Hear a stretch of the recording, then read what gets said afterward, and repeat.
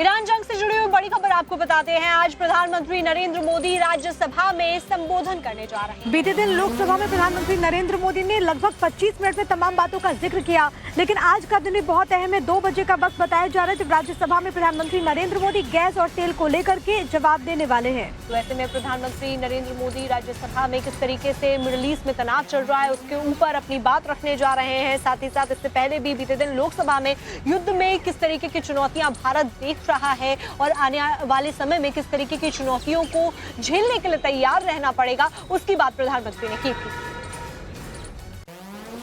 भारत के सामने भी इस युद्ध ने अप्रत्याशित चुनौतियां खड़ी कर दी हैं। ये चुनौतियां आर्थिक भी हैं, नेशनल सिक्योरिटी से जुड़ी भी हैं और मानवीय भी हैं।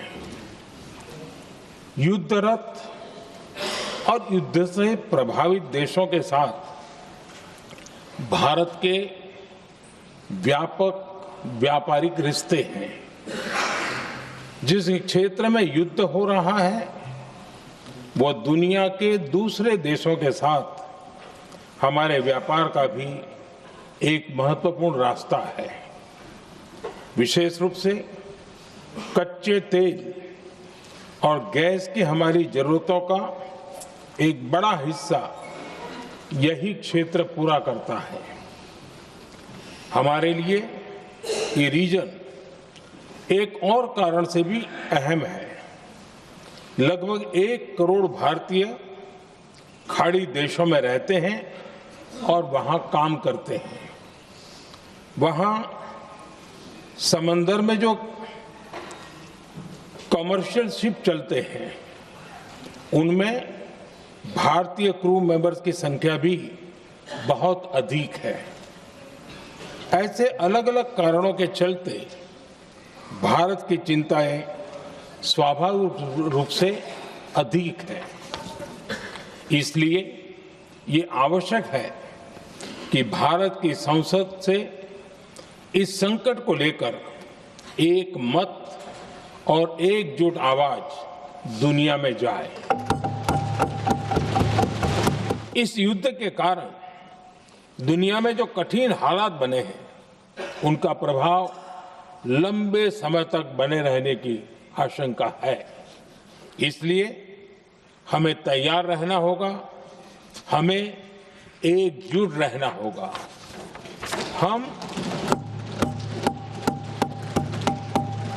हम कोरोना के समय भी एकजुटता से ऐसी चुनौतियों का सामना कर चुके हैं।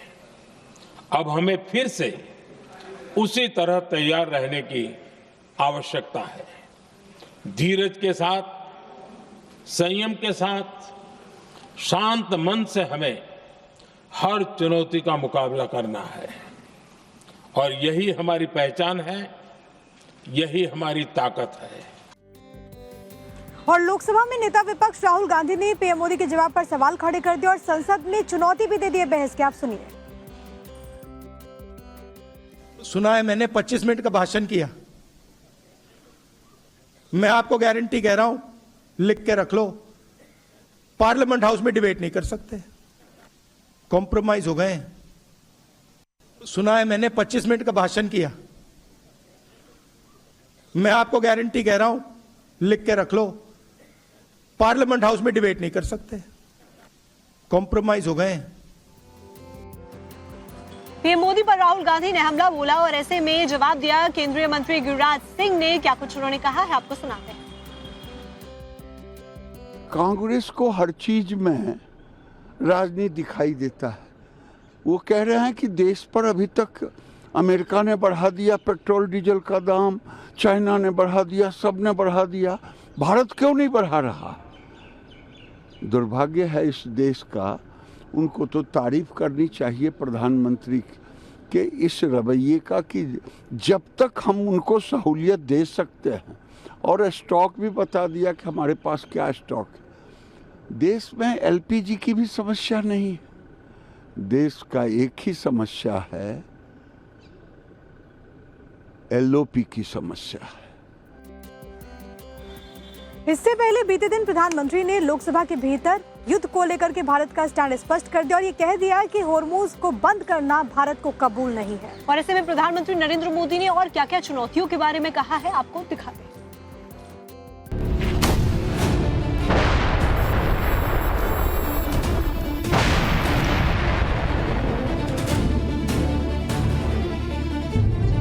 प्रधानमंत्री नरेंद्र मोदी ने अमेरिका, इजराइल और ईरान युद्ध पर हॉर्मुज स्ट्रेट पर भारत का स्टैंड साफ कर दिया।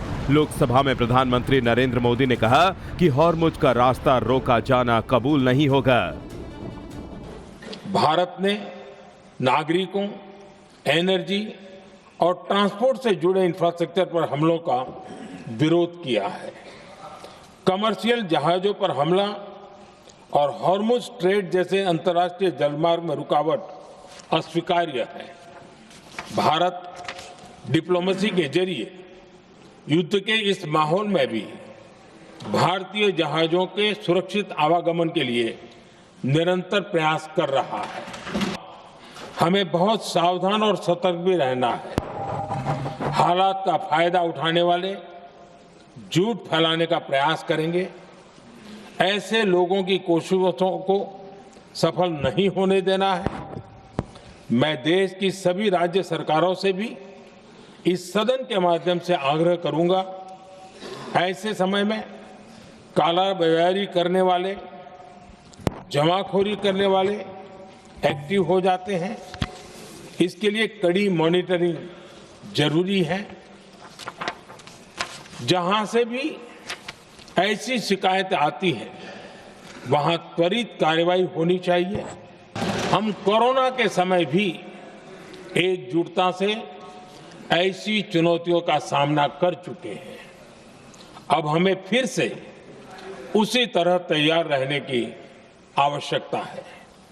धीरज के साथ, संयम के साथ, शांत मन से हमें हर चुनौती का मुकाबला करना है और यही हमारी पहचान है, यही हमारी ताकत है। प्रधानमंत्री ने जो कहा है उसमें सबसे खास ये है कि मिडिल ईस्ट जंग पर क्या बोले पीएम मोदी। युद्ध शुरू होने से अब तक 3,75,000 हिंदुस्तानी सही सलामत लौट आए हैं। ईरान से 1,000 भारतीय सुरक्षित लौटे हैं। भारत के पास कच्चे तेल के 53 लाख मीट्रिक टन का स्ट्रैटेजिक रिजर्व है। भारत 65 लाख मीट्रिक टन अतिरिक्त रिजर्व बनाने पर काम कर रहा है। ऐसी मुश्किलों का मुकाबला करने के लिए ही भारत पेट्रोल में 20% इथेनॉल ब्लेंडिंग बढ़ा रहा है, जिससे 4.5 करोड़ बैरल तेल कम आयात करना पड़ रहा है। साथ ही ऐसे मुश्किल हालात में भी किसानों के हितों को सरकार सुरक्षित रखेगी। पीएम मोदी ने अपने बयान में कहा कि ईरान इजराइल जंग का असर लंबा चल सकता है। हमें कोरोना संकट की तरह तैयार रहना होगा।